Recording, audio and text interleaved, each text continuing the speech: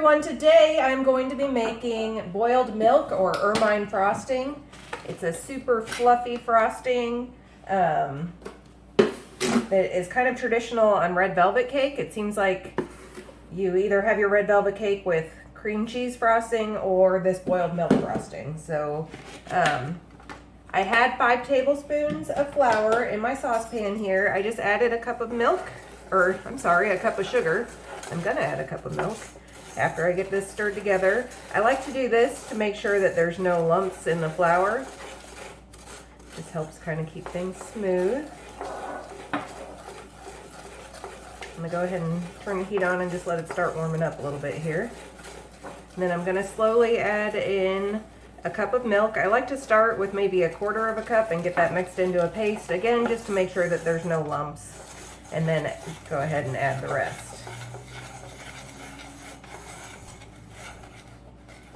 This is kind of a strange way to make frosting. The first time I made it, I was really confused. I'd never made a frosting anything like this.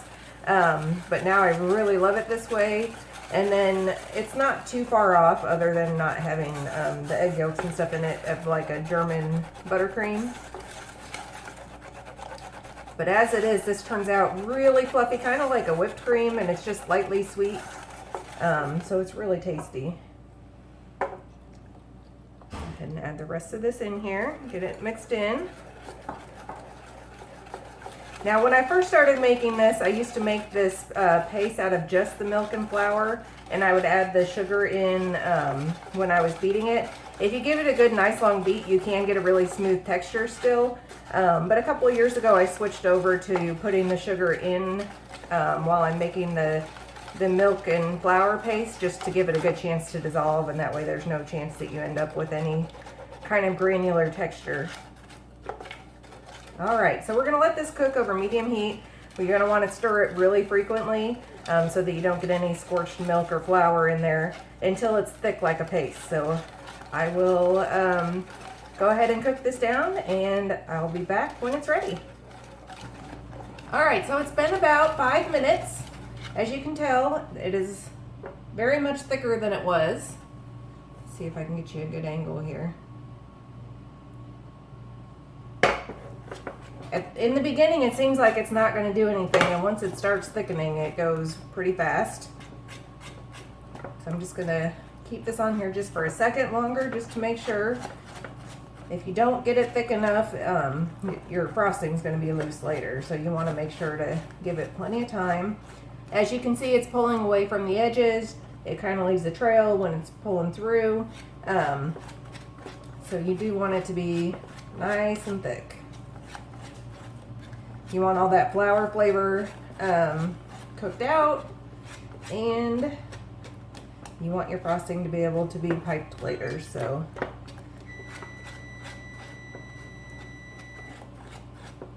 all right, now I'm going to let this cool. You can either leave it at room temperature if you want. You need it to cool to at least room temperature, so you can just leave it out if you prefer. I'm usually in a hurry, so I usually stick it in the refrigerator for about 15 or 20 minutes.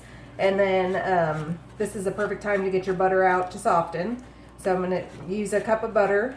So put this in the fridge, pull out some butter, and we'll see you in about a half hour.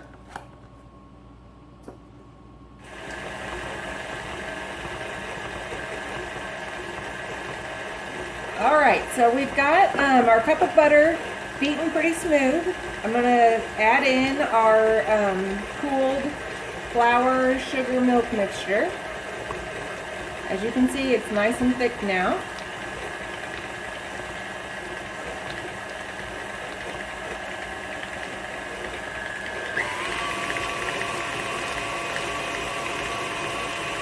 Normally I use my paddle for making frosting, but for this I like to use the balloon whisk, just because I want to get air in it. That's part of what I'm going for here. So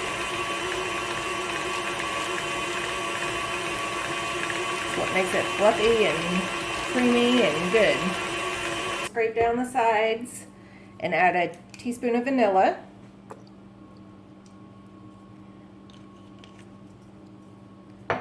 Want to make sure that we have all the butter and the boiled flour mixture in there. And then I like to go ahead and give this a nice long whip. That's part of what gets all that air in there and makes it really fluffy and whipped cream like. So I'm going to do this for a good 5 minutes, maybe longer. When I used to add the sugar afterwards, it was even longer than that, just to make sure that it all got dissolved in. Now that I do the sugar, cook the sugar with the milk, it doesn't take quite as long. So I'm going to go ahead and whip this up, and I will show you what it looks like when it's done.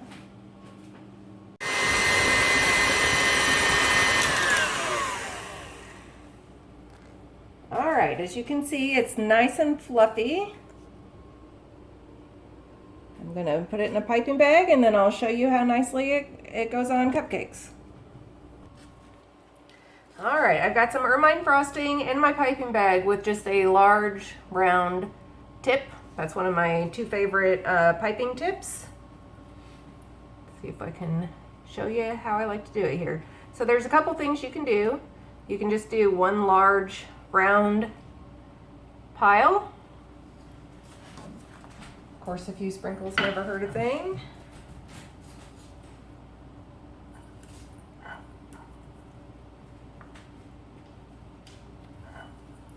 If you get to the point where you've whipped your frosting pretty good and it still feels pretty loose, it is kind of a softer frosting, but you can stick it in the refrigerator for 15 minutes or so and then go ahead and whip it up a little bit more. Otherwise, if you really need to put a little bit of powdered sugar in there to tighten it up, you can also do that. It's not necessary, but it can help give it a little bit more structure if you're struggling. And then next time you would just want to cook your flour mixture a little bit more. So this is another cute way to do the large round tip. Just make some circles.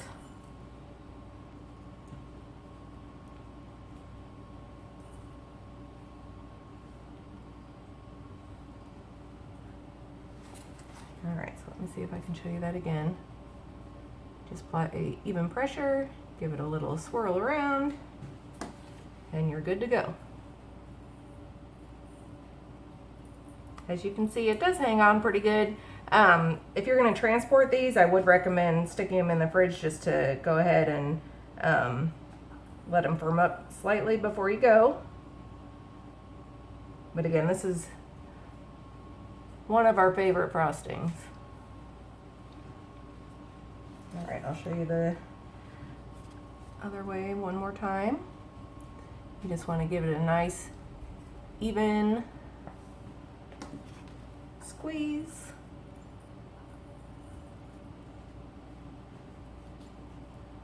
Okay, now we're going to switch to my other favorite tip. I'm going to need a little more frosting in here. So we've got a very large star tip.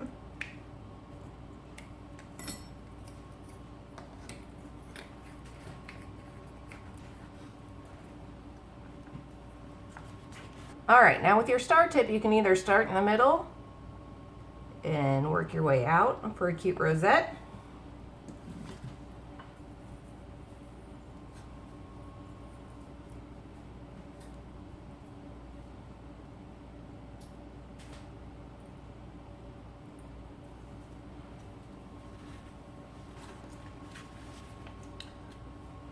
Otherwise, you start on the outside and work your way in, and then you have a nice pile of ruffle.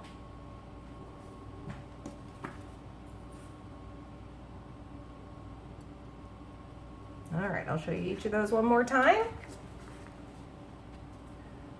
Start in the middle and work your way out.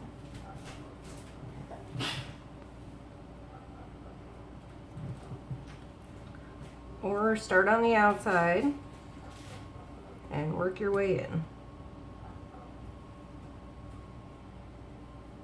All right, I hope you give this Ermine frosting a try. It's perfect with red velvet, but it's also great with pretty much any kind of cake. I hope you like it, and we'll see you next time. Thanks for watching, guys.